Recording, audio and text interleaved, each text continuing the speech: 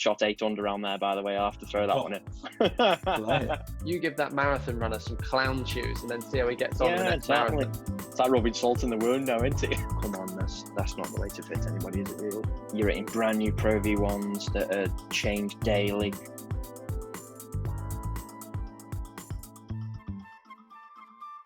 Hello everyone, and welcome back into the Blow Par podcast. Really exciting one tonight. We've got, well, it is tonight. This is the first time we've recorded in the evening, I think. Lovery, is that right? It is the first time, yeah. It is the first one. Which is great, because it means I can have a beer on the go, and we can all have a pretty relaxed chat about golf. But without further ado, let's welcome Neil into the podcast. Welcome, Neil. How are you doing, guys? Thanks for having me. Great to have you on. You're very welcome. So let's have a chat about golf. I know Lovery's got lots of questions lined up. This is actually the first time Neil and I have spoken, so it'd be interesting to get an insight on what Neil has done, is doing, his contribution to the golf industry, which is absolutely huge. We'll leave all of Neil's links down below, so you can go and find him on Instagram. I know there's lots of golf content on there, so that'll be great. So yeah, Lovery, just make sure you're all right. You've had some internet issues. Yeah, I mean, basically, the whole thing is I'm upgrading to some super fiber Wi-Fi. It's supposed to be really, really quick. They've disconnected our old Wi-Fi, and our router doesn't pick up the fiber Wi-Fi, so we have no Wi-Fi. And it's currently Saturday evening, which means there's no post on Sunday, so there's no Wi-Fi until Monday, potentially, if it arrives. When my editing skills get really good, I'm gonna start inserting clips, because when you said no post on Sundays, all I think is Harry Potter. I don't know whether everybody else is the same. No post on Sundays. Anyway, right, Lovery, crack on with some questions for Neil, because that's what I was the video for. I was going to say, first off, a lot of sort of the listeners of this podcast or watchers are going to know Neil and know what he does. But Neil, for those of you or those people that don't know anything about yourself, just introduce yourself, give people a little bit of idea about what you do on Instagram. Yeah, okay, guys. My name's Neil Wain, PGA professional. I do quite a bit in the golf industry, really. Full-time custom fitter and golf coach. Run quite a successful Instagram page, and I work for Today's Golfer doing product testing for their YouTube channel, magazine, and on their website, which is really, really exciting. So obviously you get to it prototype product, which is always fun. That's cool. Golf, actually, I'll leave a card at the end for the podcast with Zane that we've just done. That was good. What did he call them? That's perfect. That's perfect content for golf perverts, I think. Golf pervs. Golf perverts. That's it. Yeah. Yeah. A golf pervert. Golf mad, aren't they, on equipment? Equipment can go crazy. Crazy. Yeah. Cool. That's interesting. So let's get a little bit of more of an idea then. Talk to us a little bit more about what you do on a day-to-day basis. So what I was doing, I was working at the Battlefield, just done 6 years there, guys, fitting for 30 hours a week. And then I would probably coach for 15, 20. Well, I really enjoyed it, to be fair, because fitting and coaching comes hand in hand, I always think. There's so many guys that can come along for a fitting that end up having a little bit of coaching, and vice versa. Guys that come along for coaching are actually using the wrong equipment, which, as we all know, the game's hard enough as it is without using the wrong gear. Do you know what I mean? So if you're using the wrong equipment and you're trying to improve technique, that can be difficult, as well, as you guys probably would have seen as well. So yeah, that's what I'll be doing on a day-to-day basis. I'm actually moving jobs. I've got a job at a golf centre closer to home now. I was due to start beginning of May, but it's obviously with the coronavirus, what's going on, guys, probably put back a little bit. I'm really looking forward to that. Again, that's a little bit less in terms of the fittings. That's going to be 20 hours fittings, 20 hours coaching. Awesome. All being well. That's still a nice ratio, though, isn't it? You know, having that kind of 50-50 split. And I mean, to you, is there any preference between fitting and coaching? No, I couldn't say really. They can both be really, really good, or you can struggle, can't they? Do you know what I mean? It can be difficult. Yeah. Depends the guy. I think the guy that you've got with you makes it, don't they? That can have a huge influence on how a session goes. So, I love doing both, to be honest. In terms of brands, what kind of brands were you fitting for? So we only when I was at the Balfour, I only had knowledge of Ping, Callaway, Titleist, and TaylorMade. There was a little bit of a rumor that because when I did first start, we did Nike. We actually fitted for Nike product. There was a rumor that we were going to do PXG as well, but it never happened. So that was something I was looking forward to as well, really, because it's becoming popular product now, isn't it? PXG, very bespoke. Certainly is. It is, yeah. It's certainly a brand that has, you know, very much risen, certainly in the last few years. I mean, it's not very old, and the products they seem to be producing seem to be pushing boundaries, and people seem to really enjoy hitting the products, but also kind of learning about what's actually in the product, because they seem to be able to push things on, you know, a little bit further than some other guys. Yeah, I think they do. They had I think to begin with, breaking through, I think they had a hard time. Not a hard time selling it necessarily, because you saw it grow and grow and grow, but to a certain demographic of golfer, it's very difficult to get across the message ultimately. But I think what, from my experience, what I've got with the guys at PXG, Simon Dado, the editor of Today's Golfer, obviously who I do all the work for, he's got a very good relationship with them, and he's been over and met Parsons a few times, and I think why they will be very successful is it literally is no holds barred in terms of research, development, putting money into something that he wants to try. I mean, if you've got those resources and that sort of money that he's got, you're going to get good product, aren't you? I know that they had 2 of Ping's senior engineers, didn't they? So they've got 2 of Ping's engineers making the product for them. So it's going to be good gear, definitely. Yeah, absolutely. I think one of the best stories I think I heard of Bob Parsons from PXG is he had this new driver in development, and they'd like made this driver. They'd spent thousands on this thing, and they'd just like covered it with a new bit of paint, and it was like quite a glossy kind of paint, so it's quite reflective. And he gets in his studio, and he's got lights above, and he's gone, I can't deal with that paint. So apparently he's got some sandpaper and just got rid of it. And they just spent thousands of pounds on this driver, and he's just rubbed it off. Just thought it was brilliant quality. Apparently the headquarters is phenomenal as well. They go over there quite a bit, the guys from Today's Golfer over to the States, and again the setup's supposed to be really, really good. The golf course is brilliant. They've got obviously the robot that they do all the testing on.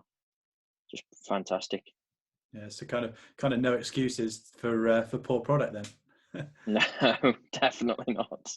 No, and I haven't spent loads and loads of time with PXG product, but from what I've seen and what I have tested, it's been absolutely fantastic. But ultimately, I mean, actually, we'd have already released the Rating Our Viewers Clubs videos. There was a couple of sets of PXG within there, and we had no choice but to rank them highly because they just look unbelievable, especially in our eyes. Yeah, they are good. And again, they've got the selection of shafts. You can literally have anything. You name a shaft, and they'll bring it along to the fitting session, which is an unbelievable service. Don't get me wrong, you pay for it. It's expensive, but if you're into exotic shafts, should we call them, and something that's a little bit out there, because a lot of people go for shafts now just looking at colour, don't they? Oh, I've got to try that. But as we know, it doesn't always work. Just chatting a minute about traveling abroad and things to test products. Am I right in saying you went to America with Titleist? Yeah, that was unbelievable. Probably one of the best golfing experiences I've ever had, if I'm honest. And I was a little bit dubious about going because obviously I've been supported by Ping for 14, 15 years plus. And I don't know, I didn't want it to jeopardize my relationship with them, you see. So I spoke to Ping first. Titleist were absolutely fantastic. They said, listen, just come along. It's all about learning about new products. You'll be the first to see the SMH. You'll be the first to see the Newport putters, the new selects. You'll go to Scotty Cameron's gallery. Boys, it was unbelievable. We went to TPI. We played Grand Del Mar. Shot 8 under around there, by the way. I have to throw that one in. And then we had the session with Bob VOKEY, which was again just an unbelievable experience. Really good. So if anybody does get the chance to go over to TPI over in Carlsbad, California, then don't even give it a second thought. Just go, because it is amazing. From pictures that I've seen, absolutely, I'd second that. And that's just based on pictures. If anyone gets the opportunity, jump at it, because it does look unbelievable. It's just like another level. You're in brand new Pro V1s that are changed daily. They change the turf daily. It's just perfect. It's like literally like playing golf on a snooker table. And even when because I was very lucky that on the second day with the VOKEY day with Bob VOKEY, they selected me to have the fitting with him, because obviously I kind of set a little bit of a tone with having 8 birdies the day before. They all all the other guys were like, right, you're in for the fit, you're in for the, do you know what I mean? So, and he said to me that the only place that matches it, slightly betters it for quality, was Augusta. Wow. Which blew me away. Incredible that. But yeah, it was phenomenal, guys. If you ever get the chance to go, you've got to. Yeah, well, if Titleist, you're one of our And 800 nearly subscribers, send us. Sorry, I think I'm slightly delayed my end. Yeah, you're about I was just 5 wondering, seconds with the fitting you did with the fitting you did with Bob VOKEY, what sort of things did he sort of run through with you? Was there anything that you kind of did during the fitting you thought, wow, I've not seen that before? Or yeah, so I'll tell you the thing that impressed me is how he can just fit to such a high quality standard just off the eye. There was no TrackMan involved. There was no measure of bounce angles, no talks about grinds, anything for the first 15-20 minutes. He pulled my wedges out. He looked at a couple of wedges and he said, these haven't got enough bounce on. I was like, well, does he know that? We haven't even checked anything yet. But it's all on impact location.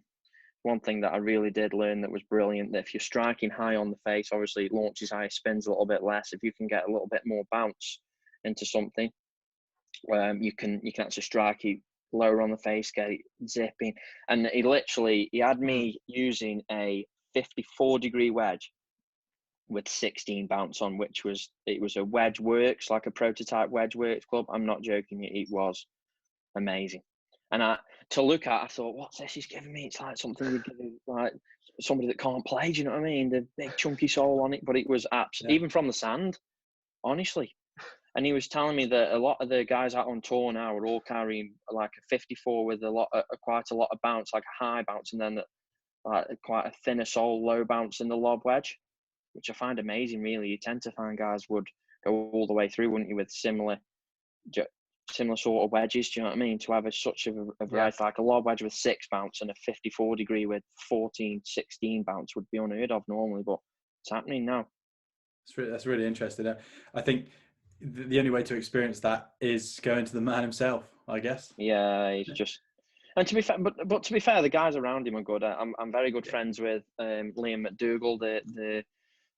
He's the manager out on tour, the number 1 fitter. I mean, he's world renowned now as one of the best fitters. I spent a lot of time with Liam, and I know that Will that works for him is very good. Will Harvey, who does the wedge fittings out on tour. But another guy that I've got to give a mention to is Marty Jurtson, Vice President of Engineering at Ping. I was fortunate enough that I had probably 3 or 4 hours with him over at the Belfry one day, and his knowledge is unbelievable. He's the one that, I don't know if you've seen it, guys, he come up with the fitting chart for drivers, because everybody was chasing launch high, low spin to hit it further, and he's proven that's not the case.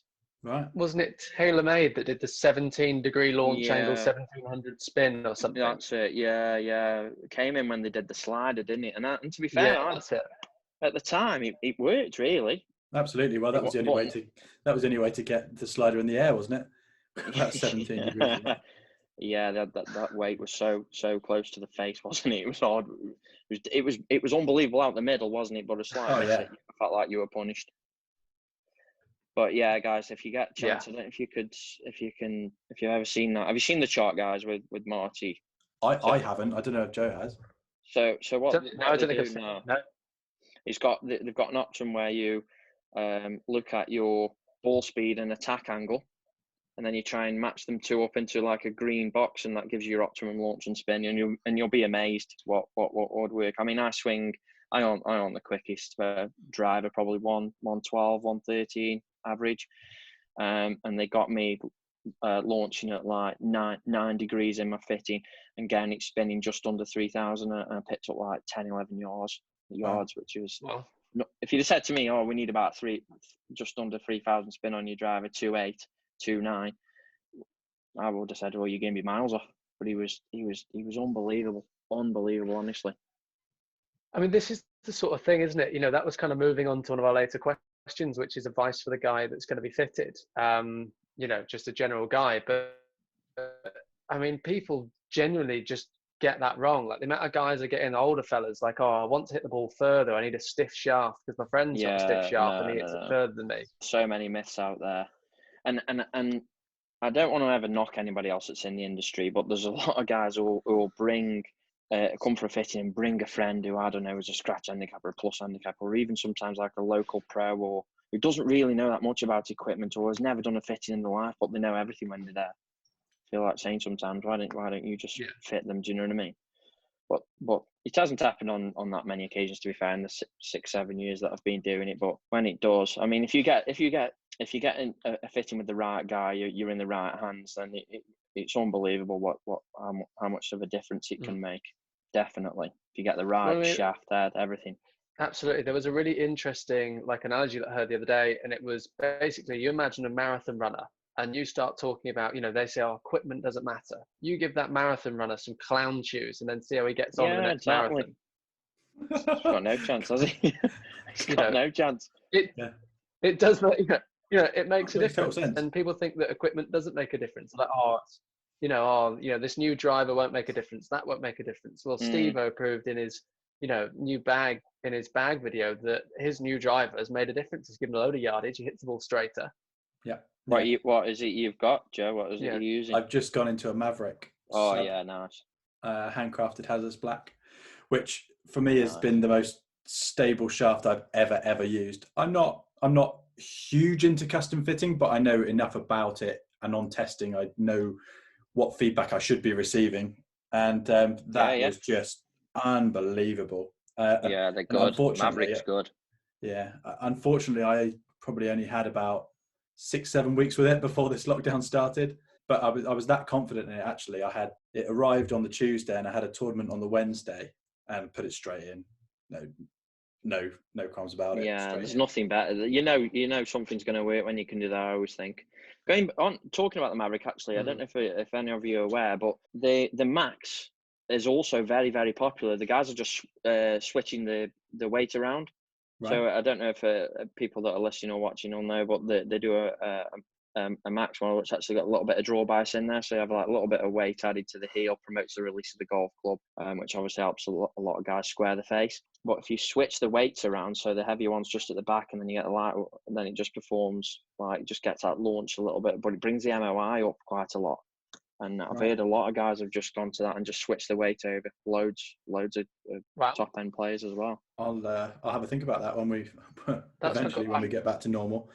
I mean, I'm still using my M2 at the moment, which I'm tracking a shaft down for it. I'm trying to find.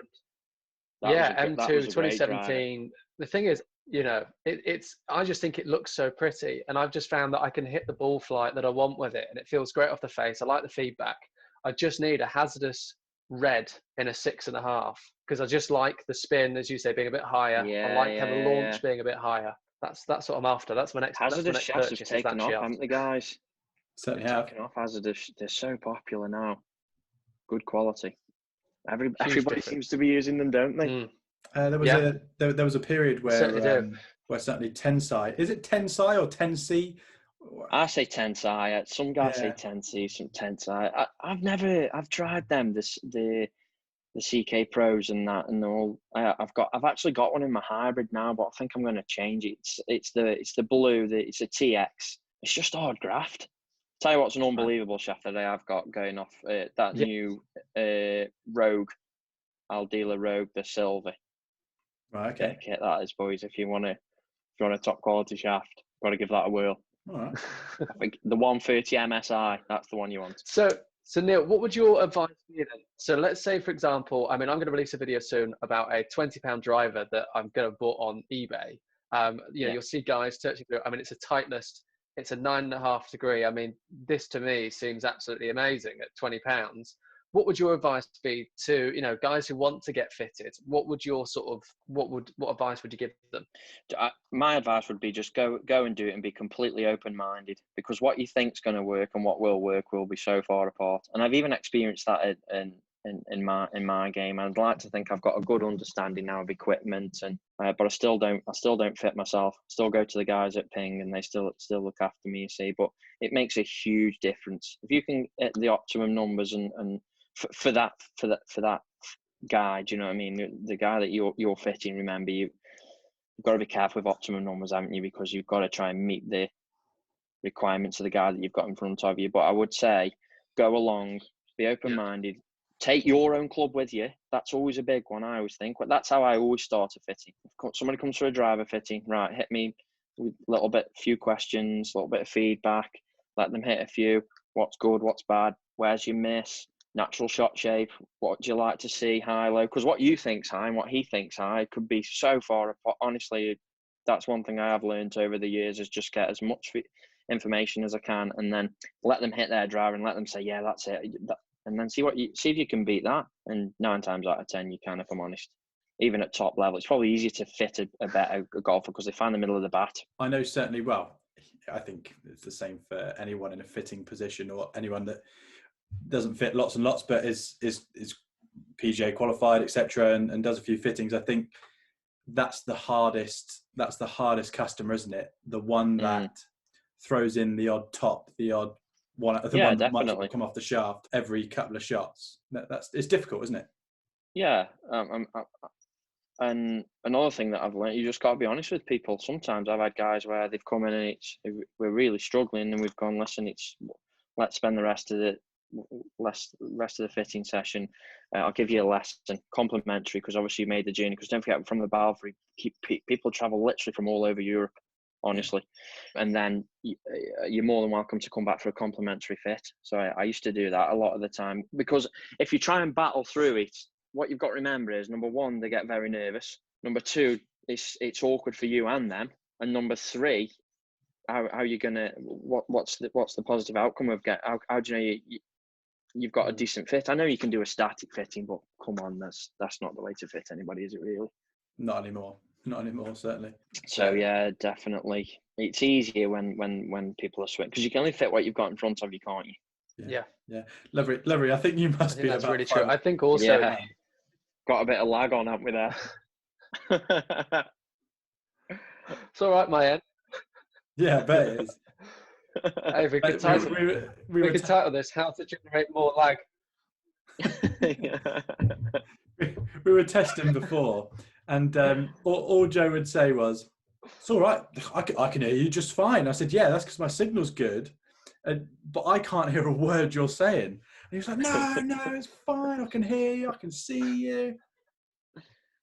Unbelievable. Right, Lovery, what other questions have you got? Come on. There's definitely a lag, isn't there? So we've obviously got a change in content. Obviously now the lockdown's happened. Do you want to give us a little bit of an idea of how your Instagram page has changed to adapt that? Because I know obviously I'm following you. I've seen a lot of the content you're putting out. But for those guys that don't know, just share a little bit with them.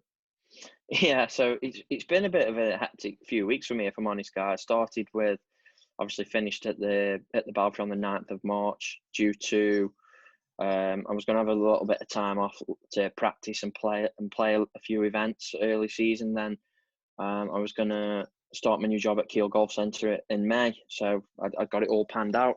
Everything should be good. I was really looking forward to everything.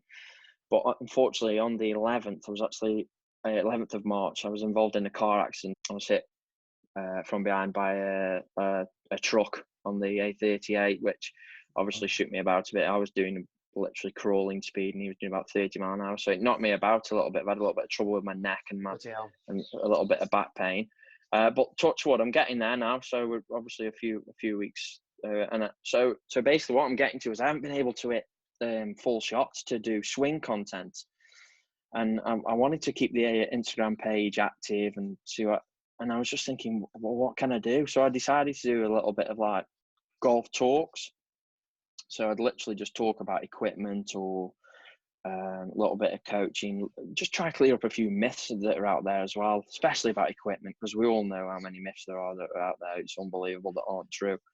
And it's been a huge success, if I'm honest. I've obviously had I've got 2 boys, they've been involved a little bit. They've got quite a bit of attention. I've uploaded some old content as well, which people can work with from home. And I've also done a few live videos. I'm quite fortunate that I've got quite a lot of contacts, celebrities, shall we call them? They probably don't want to be called that, but and I've done a few live interviews with those. I've got a few more lined up over the next few weeks. So yeah, just trying to keep it active really, and trying to keep it fun. But I don't get me wrong, I would rather be hitting full shots into the net and giving some advice that way. But then maybe that a lot of people are doing that now, aren't they? So maybe doing something differently, perhaps been a bit of a blessing in disguise, really. What's gone on? But I can't wait to be hitting full shots again, guys. I'm not going to lie. Oh no, absolutely. I think I went for a wander around the golf course this evening. And I think it goes for everyone. Everyone's golf course is just going to be untouched. Hopefully, the greenkeepers have been on sort of social distancing shifts, let's call it. And all the golf courses should be pucker. No pitch marks. Imagine being the first one out at your golf course. Yeah, it's going to be. I mean, I've seen so many pictures of guys that are walking along golf course and they just look absolutely pure, don't they? It's like rubbing salt in the wound now, isn't it? You can't get out there. Yeah, absolutely, it is. Whereabouts are you from, Joe? Where are you? So can you? Lovery, you're so far behind. So I'm based at the Berkshire Golf Club, and nice. And Joe's in Leeds. So yeah, I know Joe had moved up north, yeah. So yeah, I mean that was really the inception of the podcast, I guess, is for Joe and I to stay in touch because we used to work together. Right, okay. So yeah, it was basically for us to stay in touch and get a few guests on, talk golf, and it's kind of escalated now into YouTube live, really. I mean, it's very early days. We're just doing it for the love of it at the moment, but yeah, that's. Listen, we've all got to start somewhere. You speak to very good friends of the boys over at Me and My Golf, Andy and Piers, and they would have started just how you guys are starting out, and just how I've been doing, really. Just how I'm starting out and look where they are, but so successful, and huge credit to them. They both work hard. But what I'm saying is, guys, you never know where you could be in a few years if you keep it up. Well, that's it. We're just going to continue to enjoy making content, and hopefully people gel with it, I guess. Right, guys, so I need to do a little bit of an outro to that episode. We are going to come back and re-record with Neil because we are now late into the evening. We've just recorded a fantastic podcast, which I didn't press the record button on. Thank you very much for your patience, Neil. No Hopefully worries. We can get you back on and we can debunk some myths, which is the next episode. Guys, thank you very much for tuning in. Hopefully you've enjoyed it so far. Tune in for the next time where we debunk some custom fitting myths and talk about Neil and his future and what he has planned. Guys, thanks very much. Like and subscribe, and we'll see you all very soon.